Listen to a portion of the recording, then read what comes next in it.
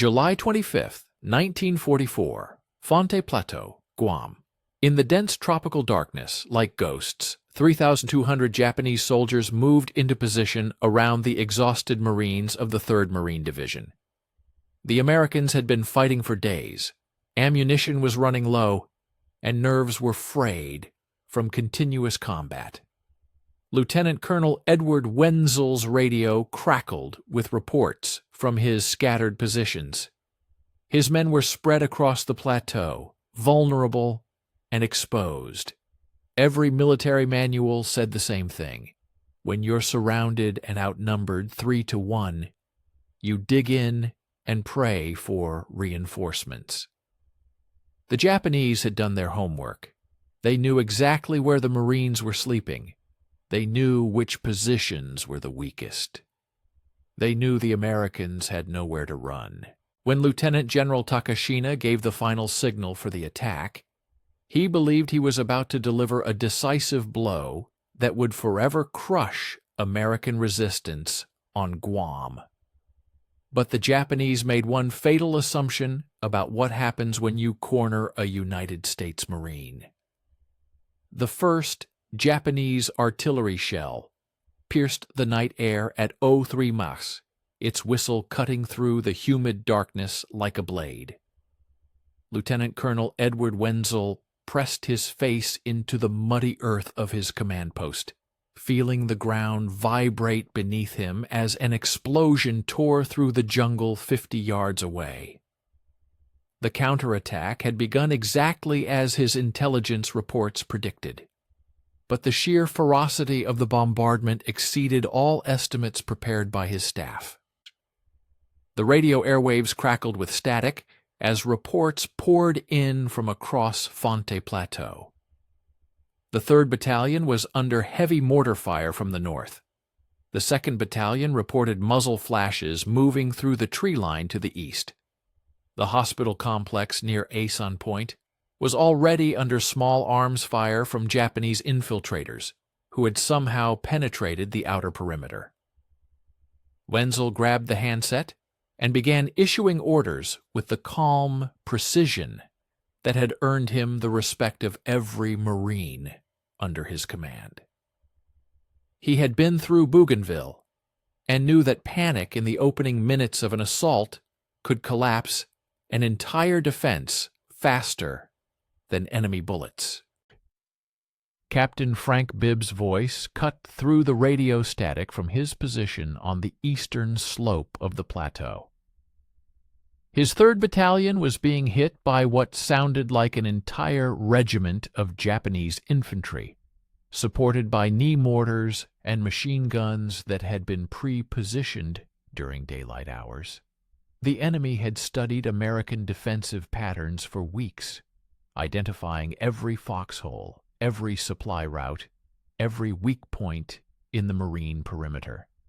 They were executing a simulated encirclement designed to cut off American units from their command structure and destroy them piecemeal before dawn. But Lieutenant General Takashina made his calculations based on European tactics of warfare, where encircled forces typically surrendered or retreated when facing overwhelming superiority. He failed to account for the fundamental difference in how American Marines reacted to being cornered. As Japanese waves of attack crashed against the outer defensive positions, something unexpected began to happen. Instead of retreating or requesting permission to withdraw, individual Marine units began to dig in deeper and fight with increased intensity. Private First Class James O'Connor hunkered down in his foxhole on the southeastern edge of the perimeter, watching tracer rounds streak through the darkness like angry fireflies. He had been in combat for exactly 11 days since landing on Guam, and this was the first time he had seen enemy soldiers moving in organized formations rather than the desperate isolated attacks of the previous week. Through his rifle scope, he could make out Japanese infantry advancing in 3 distinct waves, each larger than the last. The sight should have terrified him, but instead he felt something entirely different. A cold, focused fury that seemed to sharpen his vision and steady his hands. The Japanese had positioned their heaviest weaponry to target American artillery positions first, understanding that American defensive doctrine relied heavily on coordinated fire support. But Wenzel had anticipated this tactic and had redeployed his howitzers the previous afternoon, moving them to secondary positions that weren't marked on any captured American map. As enemy mortars began to fall on empty gun positions, Marine artillery crews were already preparing their response from hidden positions 800 yards away. Sergeant Major William Hayes coordinated the counter-battery fire with the methodical precision of a man who had been dropping artillery shells on enemy positions since Guadalcanal. His forward observers relayed coordinates over encrypted radio channels while Japanese infiltrators desperately searched for the source of the devastating American fire support. The 155mm howitzers began their work at 03:45. Each shell was meticulously aimed at the muzzle flashes and movement patterns that betrayed enemy positions. The Japanese threw almost their entire reserve into this single assault, believing that one overwhelming night attack would crush American morale and force a general retreat to the beaches. Intelligence reports had convinced Takashina that the Marines were exhausted, under strength, and psychologically broken by 2 weeks of continuous fighting. What his staff failed to grasp was that American units under extreme pressure didn't break and run. They consolidated, adapted, and became exponentially more dangerous. At 04 years, the first wave of Japanese infantry reached the outer wire of the Marine defensive perimeter. They advanced through terrain that military doctrine considered impassable for organized units, utilizing jungles and ravines not marked on American tactical maps. The attack was intended to achieve complete tactical surprise, overwhelming scattered Marine positions before a coordinated resistance could be organized. Instead, the Japanese found themselves in meticulously prepared fields of fire that had been registered and verified over the previous week. Machine gun crews, commanded by corporals and private first classes, opened fire with the disciplined precision of men who had trained for months specifically for such a scenario. Water-cooled Browning M1917 machine guns provided continuous fire at 600 rounds per minute, creating interlocking fields of fire that no infantry formation could cross. The Japanese planned for American resistance, but they did not plan for American fury. Now, for your new scenario. What if you feel stuck in an endless cycle of monotonous tasks, and every step you take doesn't yield the desired results? What if your efforts, intended to elevate your design to the next level, actually steer it away from the very premium and high-end look you're striving for? This is a familiar feeling for many. We've all been there trying to find that secret ingredient that will make our work stand out, but instead facing frustration, seeing others succeed while our own work goes unnoticed. We understand that pain, that inner voice whispering, "I'm doing something wrong." And believe us, you're not alone. We've walked this path ourselves, made the same mistakes you might be making now, but we found a way out. And today, we're going to show you how. Stay with us and watch until the end, because we'd be especially grateful for a like and a subscription. And of course, don't forget to tell us in the comments where you're watching this video from. In this video, we'll reveal 3 key techniques that can visually transform your design, making it significantly more expensive and presentable. And here's the first one. You might not even realize you're making the same mistake in every project, and it's subtly undermining all your efforts. It's that blind spot that escapes notice, but holds tremendous importance. We're going to reveal it, and you'll see how easily you can fix the situation. Forget everything you learned in design schools and courses. Much of it is just outdated dogma that actually hinders your progress. We're going to break these molds and show you a completely different approach that will revolutionize your understanding of correct design. This might seem contradictory, but therein lies the key to a breakthrough. Stay with us and watch until the end, because we'd be especially grateful for a like and a subscription. And of course, don't forget to tell us in the comments where you're watching this video from. So, we've covered a powerful start. But what comes next to keep your attention throughout the entire video? Here, the concept of the infinite hook takes center stage. Its essence is that each subsequent thematic block of your video doesn't just begin. It organically flows from the previous one, containing a subtle hint of what will be discussed next. The viewer shouldn't feel abrupt transitions, shouldn't see clear boundaries between the start of a new section. For them, it should be a single, captivating story, where one discovery smoothly follows another, hooking their curiosity and keeping them glued to the screen.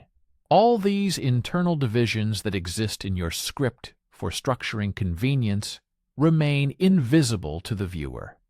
For them, there's only one thing: an engaging narrative that keeps them in suspense from the first minute to the last. We don't just provide information, we build bridges between ideas, creating a continuous flow that prevents attention from drifting. Each point we discuss contains the seed of the next, whether it's an unexpected example, an intriguing question, or the anticipation of an even more revolutionary tip. Thus, we maintain a constant level of engagement, turning video watching into a true adventure. Have you ever felt the ground fall out from under you when what seemed like an unshakable strategy suddenly crumbles to dust? When an enemy you believed broken suddenly rises with such force that it overturns all your predictions? This feeling of absolute bewilderment and pain is familiar to anyone who has faced a reality that refused to conform to logic. That's exactly how the Japanese commanders on Guam felt when their flawlessly planned night assault turned into bloody chaos, and the U.S. Marines showed what true, unyielding will to win looks like. In this video, we'll reveal 3 key aspects that transformed a seemingly losing position into an impregnable fortress. And the first one will make you rethink everything you knew about defensive tactics. Prepare to learn why your expectations of a battle might be false, and how adaptability can turn the tide of any confrontation. You're making this mistake in every video, but you don't notice it. Captain Bibb, commanding the forces, began receiving reports from his forward observers. Japanese supply columns, which had advanced positions after the night attack, were beginning to retreat. In the first 5 hours of fierce fighting, Japanese forces had expended a colossal amount of ammunition, and their logistical capabilities proved insufficient to sustain the intensity of combat their offensive plan demanded.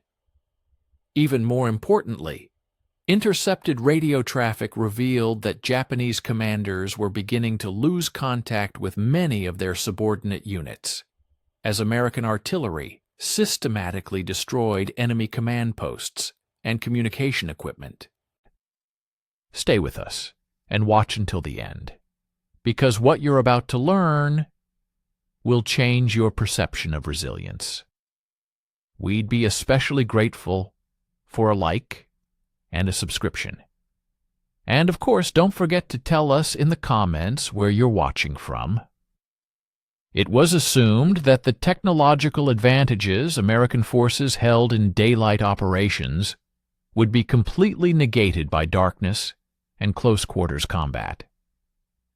Japanese strategists specifically chose a night assault tactic to deprive American units of their superior artillery, air support, and armored vehicles. But the Marines had spent many months adapting their equipment and tactics precisely for such conditions. Radio communication remained clear and effective. Coordination between infantry, artillery, and support forces continued to function with devastating effectiveness, demonstrating unprecedented cohesion in the pitch-black darkness. By 05 Dao, the Japanese third wave was pushing through the scattered remnants of their first two assault formations. The attack had cost them nearly 800 lives in less than 2 hours, but Takashina remained convinced that American resistance was weakening. His field commanders reported that Marine positions were still holding. But surely these were just the last convulsions of a defeated force that would collapse with one more concentrated push. What the Japanese general completely failed to grasp was that he had just encountered the most dangerous phenomenon in infantry warfare: United States Marines who had made a firm decision not to retreat. Lieutenant General Takashina studied the battlefield reports coming in from his assault group commanders and felt the first cold touch of doubt creep into his calculations. His staff had assured him that American resistance would crumble within 3 hours of continuous assault. But the sun was already beginning to rise over Fonte Plateau, and Marine positions remained intact across the entire front. Even more alarming were the casualty figures that his regimental commanders reluctantly relayed over encrypted radio channels. The 29th Infantry Division had already lost nearly half its combat strength, and the planned breakthrough to the divisional hospital had completely stalled. The Japanese general committed his last reserve at 0530, sending his most experienced infantry regiment in a desperate attempt to break through the Marine perimeter before full daylight exposed his forces to American artillery and air power. These were soldiers who had fought through the China campaign and survived brutal island battles in the 2 previous years. They advanced with the disciplined precision of veterans who understood that this assault would determine whether organized Japanese resistance on Guam would continue or collapse entirely. However, something had gone fundamentally wrong with Japanese intelligence regarding American defensive capabilities. The Marines were not behaving like a cornered and demoralized force awaiting evacuation. Instead, they fought with such coordinated intensity, as if a unit determined to hold its ground at all costs. Radio intercepts indicated that American commanders were actually requesting additional ammunition and permission to counterattack against Japanese positions weakened by the failed night assault. Sergeant Taro Matsui led his reconnaissance and infiltration squad through a narrow ravine that American intelligence had apparently missed during the initial survey of the plateau. His mission was to infiltrate the hospital complex near Asen Point and eliminate the medical personnel who were treating wounded Marines. Japanese tactical doctrine emphasized that destroying enemy medical capabilities would force American units to choose between abandoning their wounded or committing additional forces to defend the hospital, creating opportunities for breakthroughs elsewhere along the perimeter. The 20-man infiltration team had trained for this specific mission for 3 weeks on a mock-up of the facility built behind Japanese lines. They knew the exact layout of the hospital complex, the location of every tent and supply bunker, the medical staff's shift schedules, and the defensive positions the Marines would likely establish around the perimeter. What they utterly failed to anticipate was encountering a reinforced squad of Marines who had been specifically assigned to counter infiltration after intelligence reports predicted precisely this type of attack. Private First Class O'Connor had been transferred to hospital security 6 hours before the Japanese assault began, a defensive adjustment Lieutenant Colonel Wenzel had implemented based on intercepted enemy radio traffic. The young Marine had never been in close quarters combat against enemy infiltrators, but his training had prepared him for exactly this scenario. When Matsui's squad emerged from the ravine at 06 Acres, they faced prepared positions manned by Marines who were waiting for them. The firefight that erupted around the hospital complex lasted exactly 17 minutes and demonstrated a fundamental problem that was eroding Japanese assault capabilities across Fonte Plateau. Individual American units weren't just defending fixed positions, they were actively adapting their tactics based on real-time battlefield developments. Marine squads regrouped to support each other without waiting for orders from higher command, creating interlocking fields of fire that eliminated the gaps and weak points intended to be exploited by Japanese infiltration tactics. So, friends, have you ever wondered how, in just a few hours, the tide of an entire battle can be turned, flipping everything upside down? How what seemed like an inevitable defeat suddenly transforms into triumph? If so, then this story is definitely for you. Today we'll dive into events that show how, even in the most desperate circumstances, a path to victory can be found when all seems lost. This is a story of how technology, tactics, and incredible human resilience can turn the tide of events, changing everything that seemed predetermined. You're making this mistake in every video, but you don't notice it. Captain Bibb, commanding the forces, began receiving reports from his forward observers. Japanese supply columns, which had advanced positions after the night attack, were beginning to retreat. In the first 5 hours of fierce fighting, Japanese forces had expended a colossal amount of ammunition, and their logistical capabilities proved insufficient to sustain the intensity of combat their offensive plan demanded. Even more importantly, intercepted radio traffic revealed that Japanese commanders were beginning to lose contact with many of their subordinate units, as American artillery systematically destroyed enemy command posts and communication equipment. The technological advantages that American forces had developed over 2 years of fighting in the Pacific proved decisive in ways neither side had fully anticipated. Marine artillery crews utilized forward observation techniques and radio coordination procedures, allowing them to deliver precise fire within minutes of receiving target coordinates. Japanese forces, accustomed to fighting opponents with limited artillery capabilities, found themselves under constant barrage from guns they could neither locate nor neutralize. At 06:45, Wenzel authorized the deployment of M4 Sherman tanks, which had been held in reserve during the night fighting. 5 medium tanks advanced along predetermined routes, cleared of obstacles during the previous week, their 37 numerically guns and coaxial machine guns firing into Japanese positions at ranges inaccessible to enemy infantry weapons. The tanks moved slowly through the jungle, but their presence dramatically altered the tactical balance of the battle.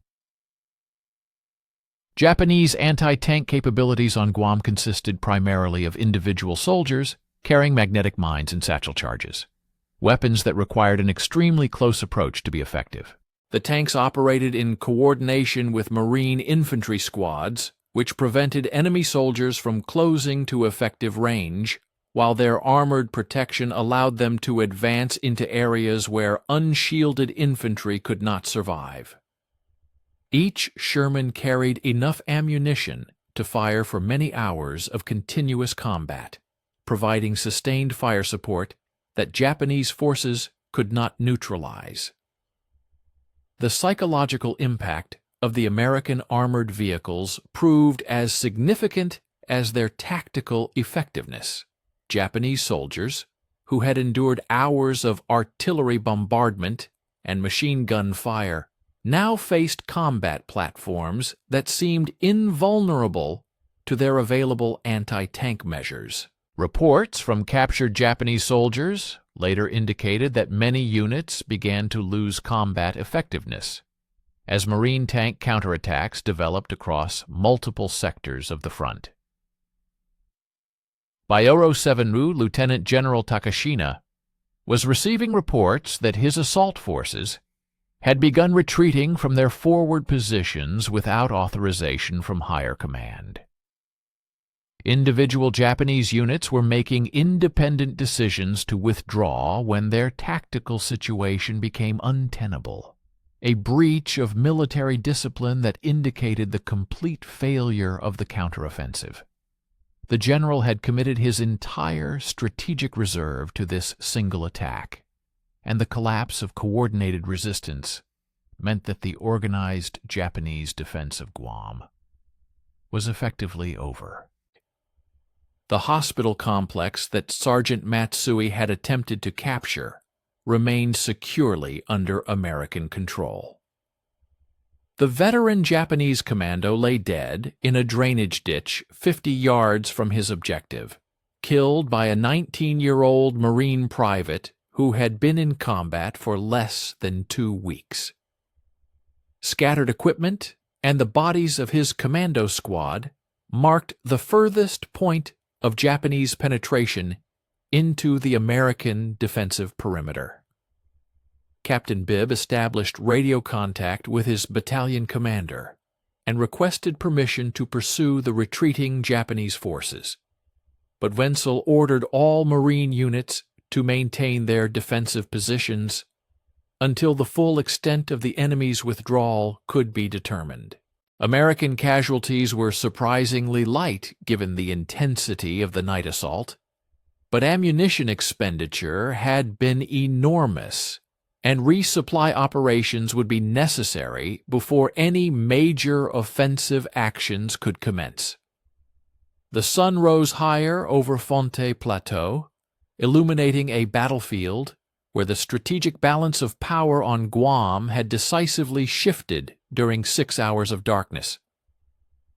Japanese forces, which had begun the night with overwhelming numerical superiority, were now scattered, demoralized, and incapable of launching another coordinated attack. The Marines, who had been surrounded and outnumbered, had not only survived, but had effectively destroyed Japanese offensive capabilities in a single engagement. The morning sun cast long shadows across Fonte Plateau as Lieutenant Colonel Wenzel surveyed the battlefield, transformed by 6 hours of desperate fighting. Japanese bodies lay scattered across the approaches to the Marine positions in patterns that revealed the tactical history of the failed assault. The enemy had staked everything on this single attack and had lost not only the battle but also their ability to mount organized resistance anywhere on Guam. Wenzel's radio man relayed a message from division headquarters, authorizing an immediate advance to consolidate the plateau and eliminate remaining pockets of Japanese resistance. Private First Class O'Connor climbed out of his foxhole near the hospital complex and began the grim task of counting enemy casualties in his sector. 17 Japanese soldiers had died attempting to breach the medical facility, including a penetration specialist, whose equipment and documents would provide valuable intelligence on enemy capabilities and intentions.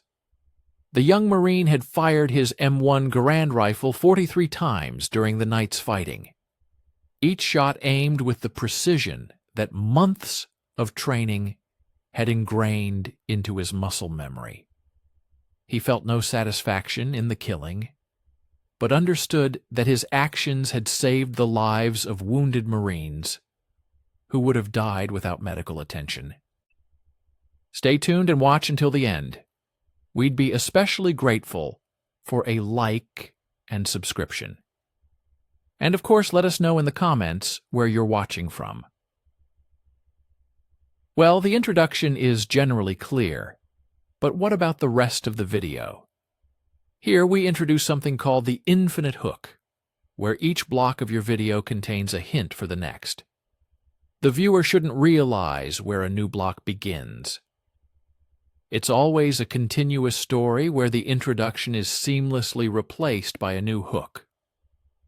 All parts of the video exist only on paper, and for you, but for the viewer, there is only an engaging video. Have you ever felt surrounded, outnumbered, when it seems all odds are against you? When night brings not peace, but only deepens despair, and each subsequent hour only plunges you deeper into hopelessness?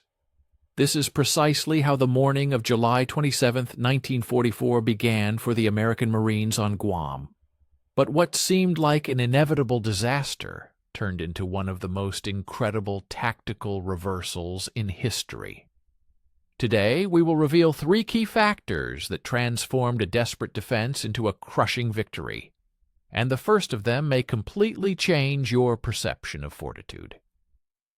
At dawn, as the first rays of sun broke through the tropical foliage, Captain Bibb received orders to move his 3rd Battalion forward towards the strategic heights, hastily abandoned by Japanese forces. Their retreat was so chaotic that valuable equipment and supplies, including artillery pieces that could have turned the plateau into an impregnable fortress, were left behind on the abandoned positions, had the enemy command retained any control over its units. American reconnaissance teams would spend several days meticulously inventorying all abandoned property.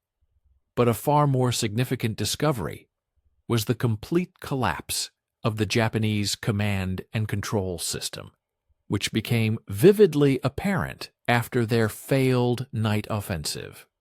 This chaos, as we will see, was the first harbinger of the inevitable. By 8:30 a.m., the steel giants, M4 Sherman tanks, which had played such a decisive role in the final stage of the night battle, began their ascent up the slopes of Fonte Plateau. 5 medium tanks moved in coordination, their crews carefully scanning the terrain for anti-tank positions and potential obstacles that could slow their advance. However, all Japanese defensive efforts had been focused exclusively on repelling infantry attacks, which, as it turned out, became their fatal error, opening the way for armored vehicles. The rapid collapse of organized resistance led to most anti-tank weaponry being abandoned or destroyed during the disorderly retreat. Meanwhile, Lieutenant General Takashi established his final command post in an intricate cave complex on the northern edge of the plateau. He was surrounded only by scattered remnants of units that had suffered catastrophic losses during the failed counteroffensive. Staff officers reported that the combat effectiveness of Japanese forces on Guam had dwindled to less than 1,000 soldiers, most of whom operated in isolation, without communication or coordination with higher command.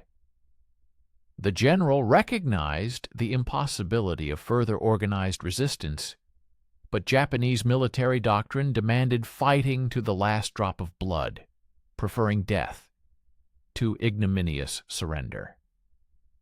It was this hopeless situation that became the catalyst for the next phase of the battle. By the way, if you're interested in military history and strategies that turn the tide of events, stay with us and watch until the end. We'd be especially grateful for a like and a subscription, and of course, write in the comments where you're watching us from. Marine artillerymen began methodically destroying suspected Japanese positions throughout the Plateau region, using precise coordinates obtained from forward observers and aerial reconnaissance. 155mm howitzers unleashed high-explosive shells with devastating accuracy, obliterating cave complexes and strong points where enemy forces might be sheltering, attempting to reorganize for further resistance. Each artillery mission was planned with meticulous care to minimize civilian casualties, while ensuring the complete suppression of Japanese military potential. This wall of fire left the enemy no chance, paving the way for the next decisive step. By noon on July 27th, forward units of the 21st Marine Regiment had occupied positions offering a complete view of northern Guam. The tactical situation had radically changed compared to the desperate defense of the previous night.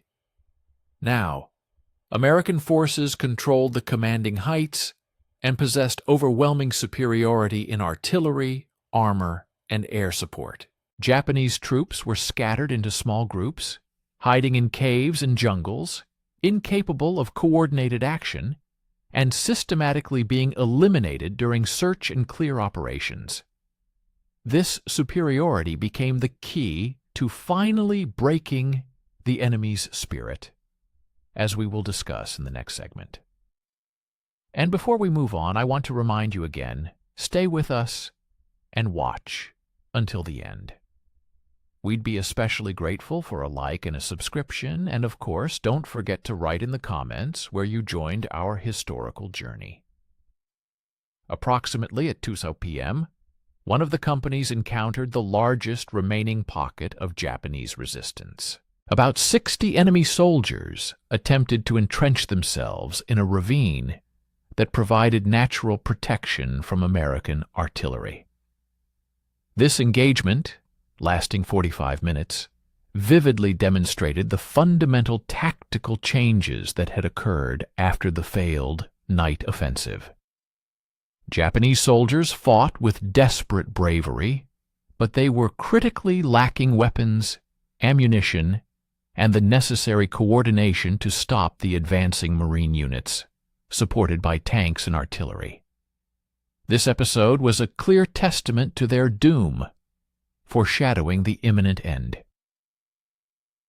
It was during this final engagement that Lieutenant General Takashi met his end, as the Japanese commander made a desperate attempt to lead a final charge against American positions. Marine riflemen, with accurate fire, struck down the general and his staff officers, which not only eliminated the highest Japanese command, but effectively ended organized resistance in that sector. The death of the senior Japanese commander became a landmark event, symbolizing the complete collapse of the enemy's defensive capabilities and marking the beginning of the final phase of cleanup operations on Guam. But how did this affect the ordinary soldiers?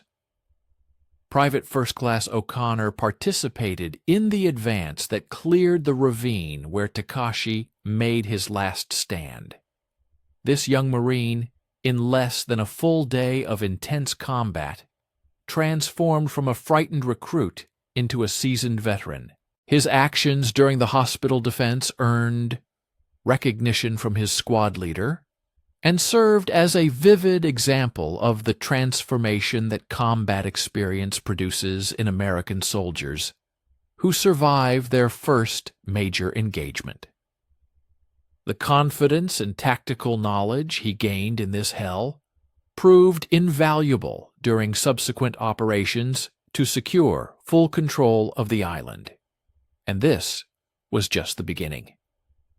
Meanwhile, Marine engineers began clearing routes for supply vehicles and laying communication lines that would support continuous operations against scattered pockets of Japanese resistance across Guam.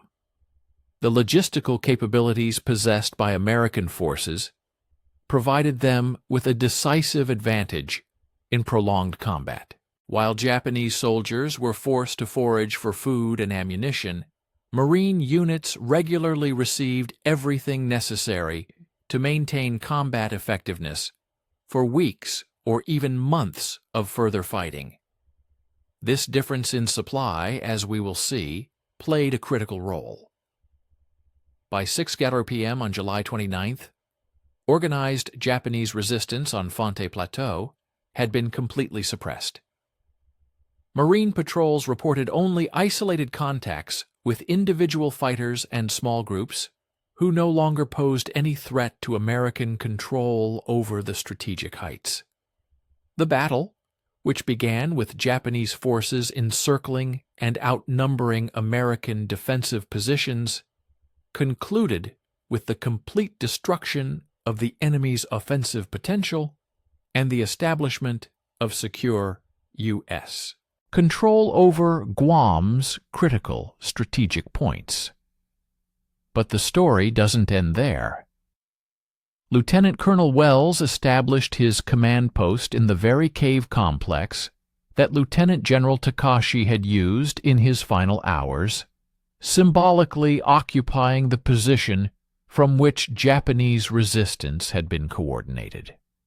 The American victory was achieved through superior tactics, technology, and training, but, most importantly, through the indomitable fighting spirit of individual Marines who refused to be defeated, regardless of the circumstances.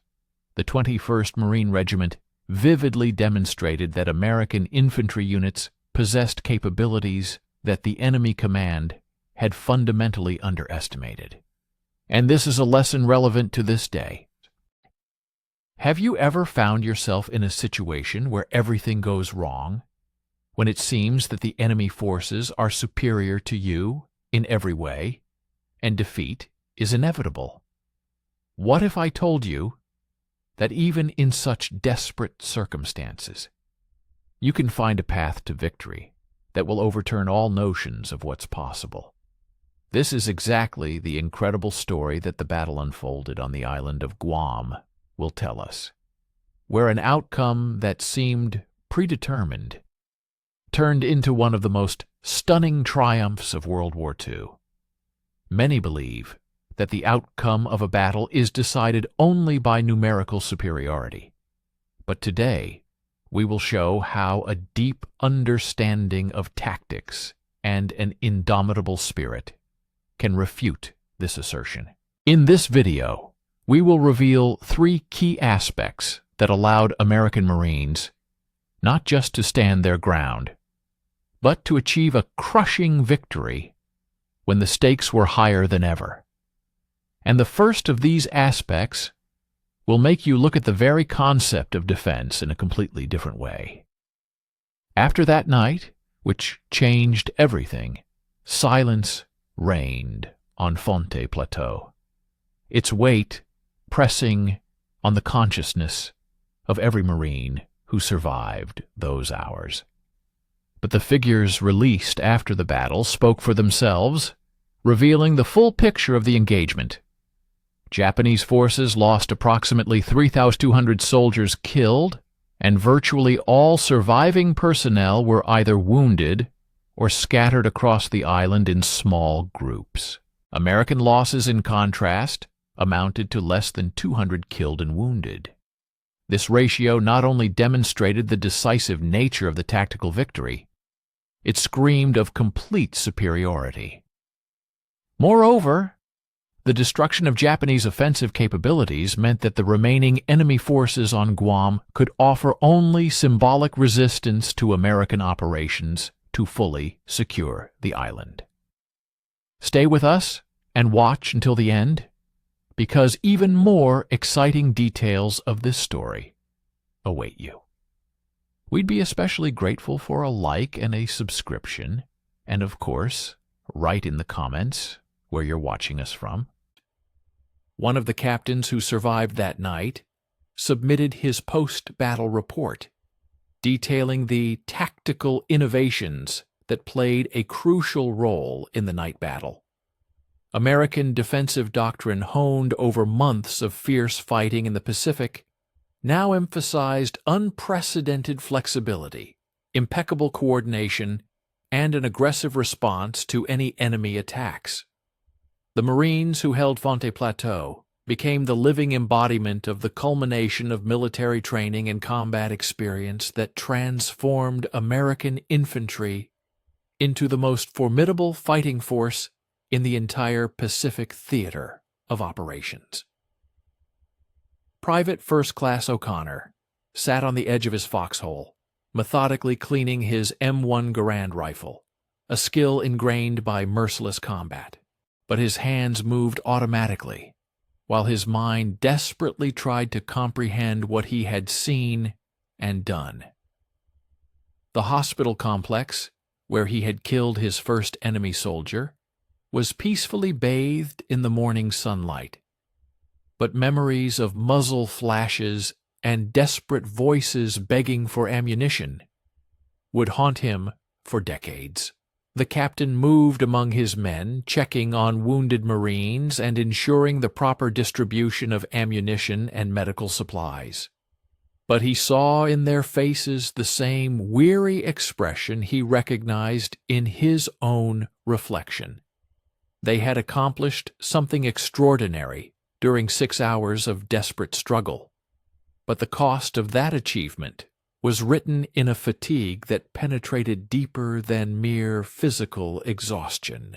These were men who had looked into the face of their own mortality and discovered within themselves reserves of courage and determination they never knew existed. The bodies of Japanese soldiers, strewn across the plateau, told a story of tactical miscalculation and strategic failure that military historians would study for generations. Stay with us and watch until the end, because next we'll explain why the Japanese strategy was doomed. We'd be especially grateful for a like and a subscription, and of course write in the comments where you're watching us from. Lieutenant General Takasha threw all his forces into a single attack that, according to all principles of traditional warfare, should have succeeded. The Americans were outnumbered, surrounded, and cut off from reinforcements. However, something fundamental in the nature of Marine Corps training and leadership turned what should have been a defeat into such a complete victory that organized Japanese resistance on Guam was finally broken.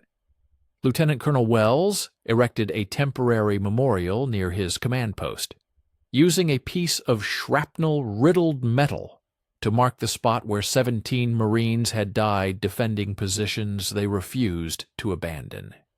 The names of the fallen were carved into the makeshift monument with a combat knife, creating an enduring record of a sacrifice that would outlast the war itself. Wells understood that his men needed time to process what they had experienced, but the tactical situation demanded continued operations to secure the rest of the island before scattered Japanese forces could reorganize. Medical personnel worked tirelessly, tending to Marines wounded during the night battle. The hospital near N Point, which the sergeant had died trying to capture, remained fully functional throughout the engagement. The Japanese infiltration mission, intended to cripple American medical capabilities, failed completely, ensuring wounded Marines received immediate treatment that saved dozens of lives. Navy corpsmen moved among the wounded with the calm professionalism that made them legends among the infantrymen they served, providing care that transformed potentially fatal wounds into treatable injuries. The psychological impact of the battle extended far beyond its immediate participants, reaching Japanese civilians across the Pacific who had been led to believe American forces were weak and demoralized. Radio broadcasts from Tokyo promised that a counteroffensive on Guam would demonstrate Japanese military superiority and compel the United States to accept a favorable peace treaty. Instead, the complete annihilation of Japanese offensive capabilities exposed a fundamental weakness in enemy strategic planning and highlighted the growing power of the American armed forces. Private First Class O'Connor received news that his actions during the hospital's defense earned him the Bronze Star with Combat V for valor, a recognition that felt surreal to the young man who had been gripped by terror for much of the battle. His squad leader explained that courage isn't the absence of fear, but the ability to act effectively despite it, a lesson that would serve him well throughout his subsequent military service. The medal symbolized not only individual heroism, but also the collective achievement of the Marines who refused to be defeated, regardless of the odds stacked against them. Marine reconnaissance teams spent several days interrogating captured Japanese soldiers and examining abandoned equipment to understand how enemy forces achieved tactical surprise despite American surveillance capabilities. The infiltration routes and assault methods employed by Japanese commanders indicated intricate planning and preparation that should have resulted in a successful attack.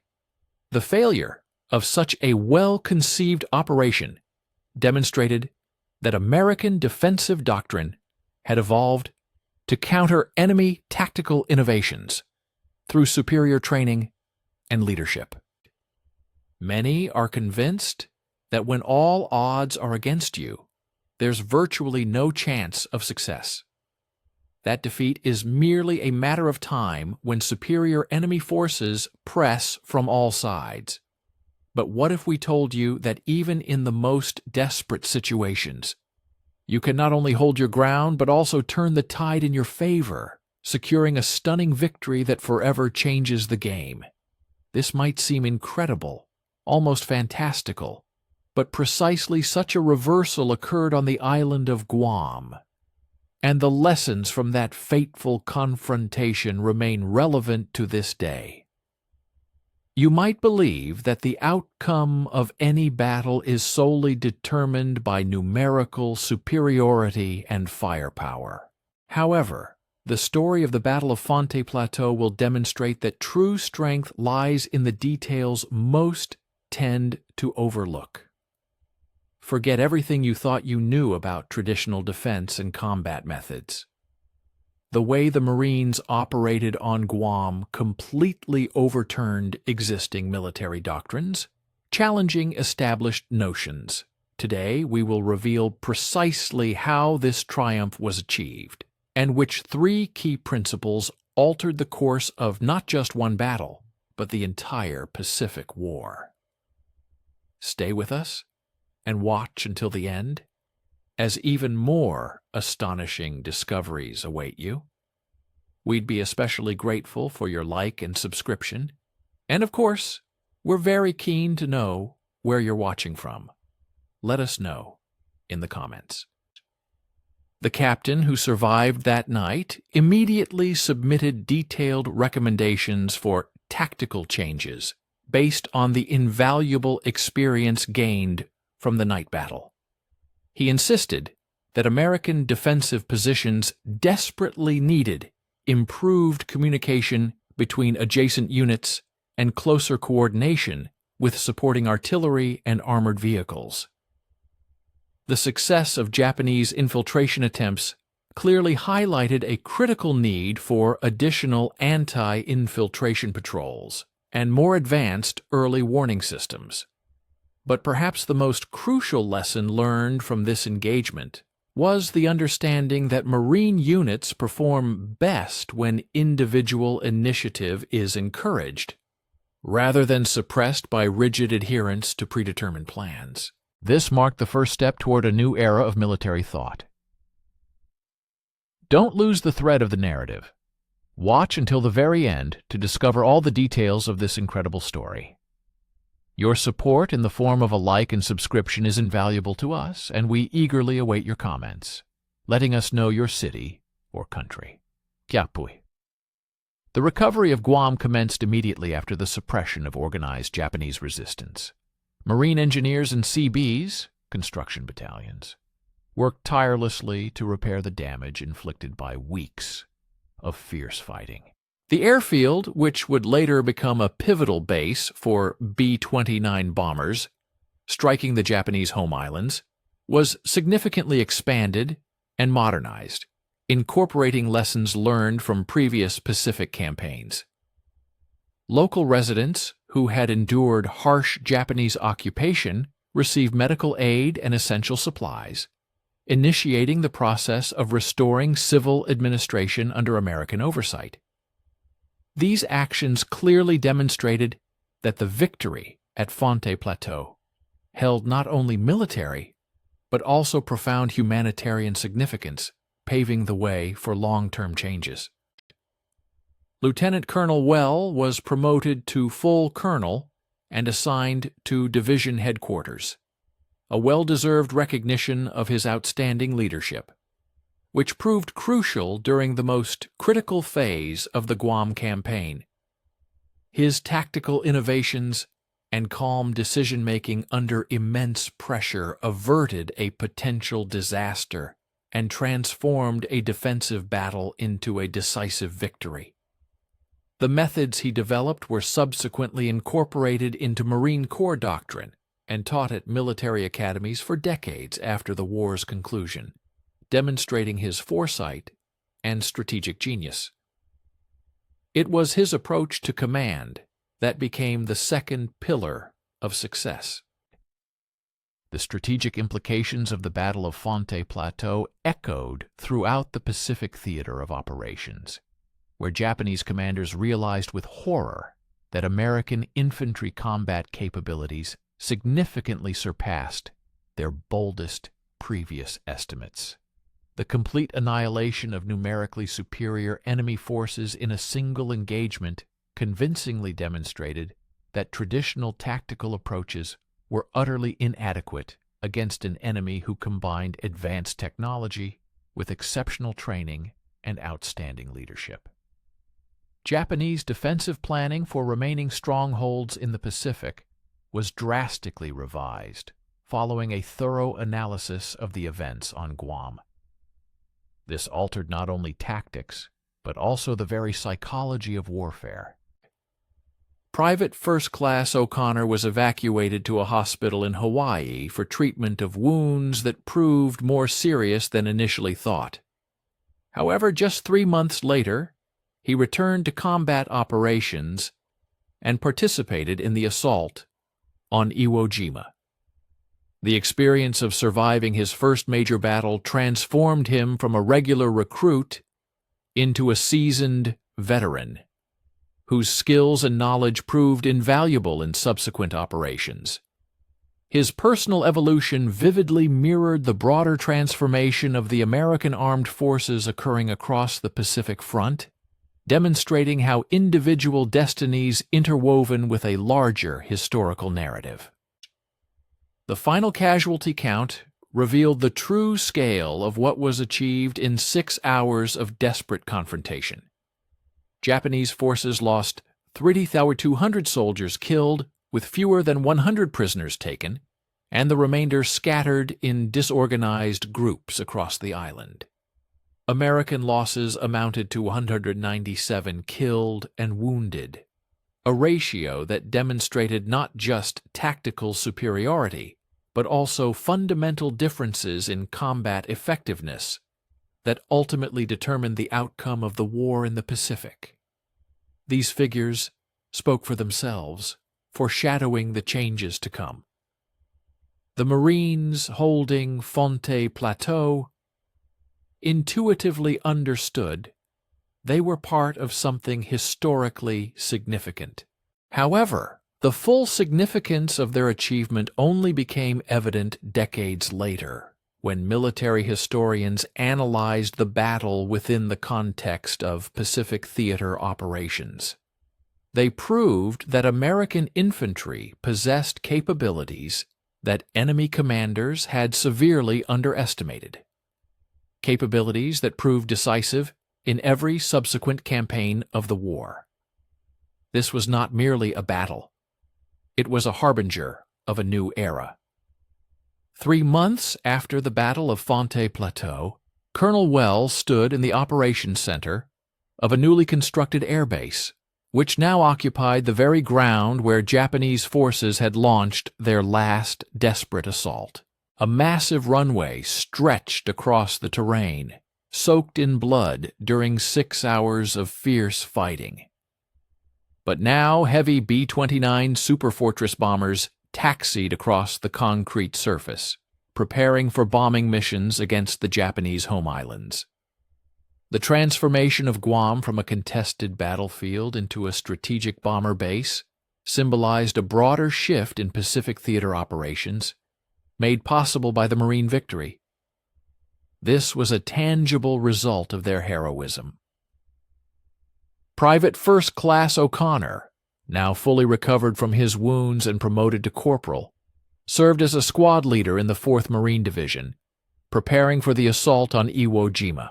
His experience from the night battle on Guam earned him recognition as one of the most tactically astute junior leaders in the battalion. But more importantly, this experience gave him the confidence and combat knowledge needed to train new recruits who would face similar challenges in future operations. The lessons he learned defending the hospital complex were now being passed on to young Marines who would carry these methods into the final campaigns of the Pacific War, completing a cycle of learning and application. Tactical innovations that proved decisively effective during the Battle of Fonte Plateau were actively integrated into Marine Corps doctrine through training programs established at bases across the Pacific. Officers and senior leaders who participated in the battle served as instructors, sharing practical knowledge on defensive coordination, anti-infiltration methods, and the integration of artillery and armored support. The Corps' institutional memory was enriched by combat experience that would influence military thought for decades after the war's conclusion, becoming a foundation for future generations. The captain, who had once submitted those very recommendations, now a major commanding a battalion, reviewed reports on recent operations that clearly demonstrated how widely the tactical lessons of Guam had been adopted. Marine units across the Pacific were employing defensive methods that emphasized flexibility and an aggressive response to enemy attacks, rather than passive resistance from fixed positions.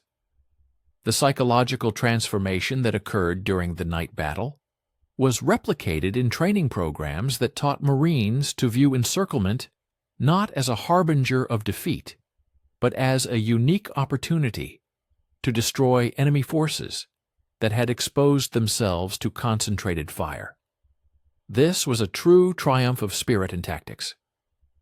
Imagine the scene. You meticulously plan every detail of an attack, knowing the enemy's disposition, numbers, and even their tactical methods inside out. You have numerical superiority, and victory seems already in your grasp. Sounds like an ideal scenario, doesn't it?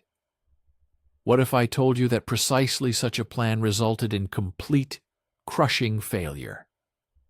This is precisely what happened on Guam, where Japanese forces, confident in their invincibility, encountered something entirely new that forever changed the course of the war in the Pacific. Perhaps you've ever faced a situation where, despite all efforts and meticulous preparation, your carefully crafted plan crumbled overnight, leaving you bewildered.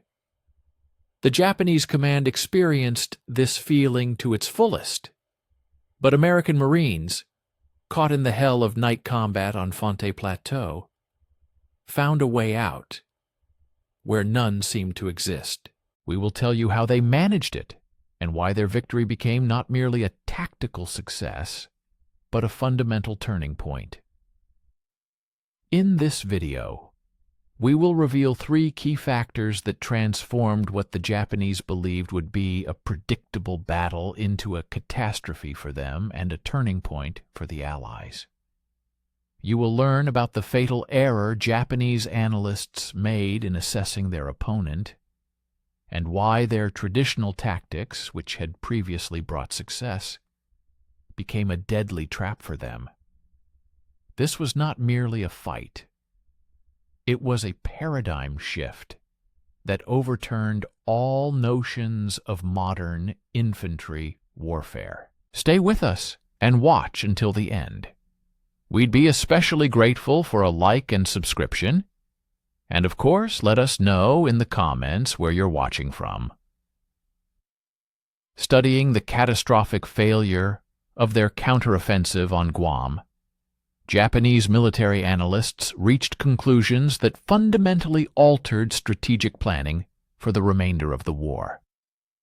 Intelligence reports revealed with shocking clarity that American infantry combat capabilities had developed far beyond previous estimates.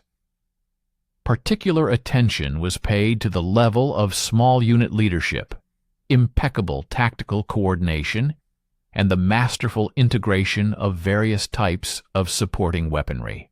The complete annihilation of numerically superior forces in a single engagement irrefutably demonstrated that traditional Japanese tactics were absolutely inadequate against an enemy who combined advanced technology, exceptional training, and an unyielding fighting spirit. The strategic implications of the Battle of Fonte Plateau profoundly impacted the preparation of Japanese defenses on Iwo Jima, Okinawa, and even the Japanese home islands themselves.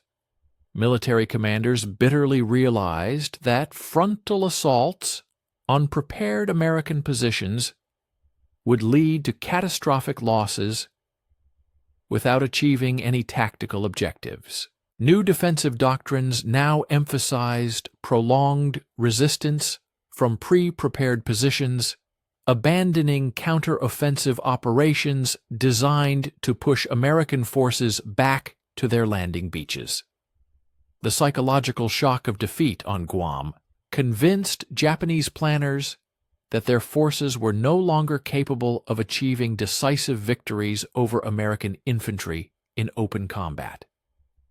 And while Japanese strategists rethought their approaches across the ocean, the echo of Guam generated a new wave of confidence and innovation. Marines wounded in the night battle and evacuated to hospitals in Hawaii, and the continental United States unwittingly became living ambassadors of the constantly evolving capabilities of American ground forces. Their stories of the battle, shared with medical personnel, dignitaries, and war correspondents, contributed to a growing understanding that the Pacific War had entered a new phase, characterized by overwhelming American tactical and technological superiority. The transformation of young recruits into seasoned veterans in just one night of fighting became a vivid testament to the effectiveness of Marine Corps training and leadership development programs. The technological advantages that proved decisive during the Battle of Fonte Plateau were actively replicated and refined throughout the Pacific theater of operations. Radio communication systems that allowed Marine units to coordinate defensive fire and mutual support were actively modernized, receiving more powerful transmitters and improved encryption capabilities. Artillery methods developed during the battle were standardized and taught to crews supporting operations from the Philippines to the Central Pacific. Procedures for coordinating tanks and infantry were constantly improved based on lessons learned from successful defense against Japanese infiltration attacks. These improvements, forged in the fire of Guam, soon became the foundation for planning future, even larger operations. Colonel Well received an assignment to the Pacific Fleet Headquarters, where his tactical expertise was utilized in planning operations for the final phase of the war against Japan. His deep analysis of the Guam battle significantly influenced strategic thinking regarding amphibious assault methods and defensive operations for future objectives. The institutional knowledge he accumulated during 6 hours of desperate fighting was now applied to campaigns that would involve hundreds of thousands of American service members and determine the outcome of the entire Pacific War. While military minds worked on strategies, the battle site itself began to transform, demonstrating the power of American will to rebuild. The reconstruction of Guam proceeded at an astonishing pace, transforming the island from a devastated battlefield into a major military base capable of supporting strategic bombing operations against Japan. The civilian population, who had endured Japanese occupation, received medical aid, food, and housing. While civil government was restored under American administration, the contrast between Japanese occupation policies and American reconstruction efforts became a powerful demonstration of the differing values and capabilities represented by the opposing sides in the Pacific conflict. And in this grand picture of recovery, those who had paved the way for victory with their personal valor were not forgotten.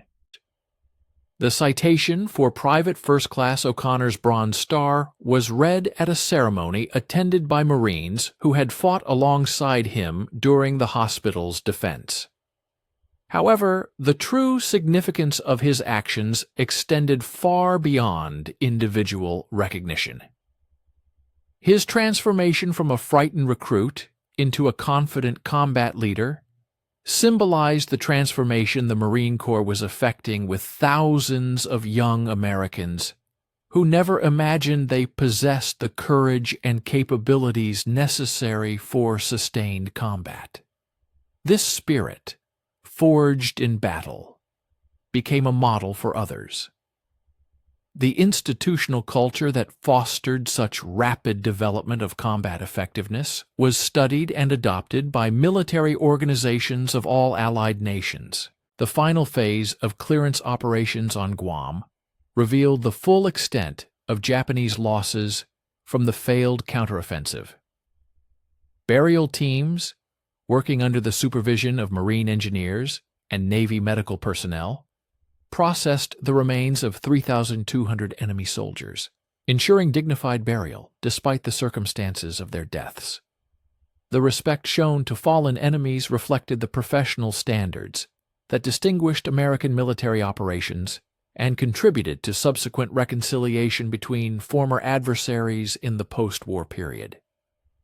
This respect for the enemy only highlighted the profound differences underlying the conflict itself.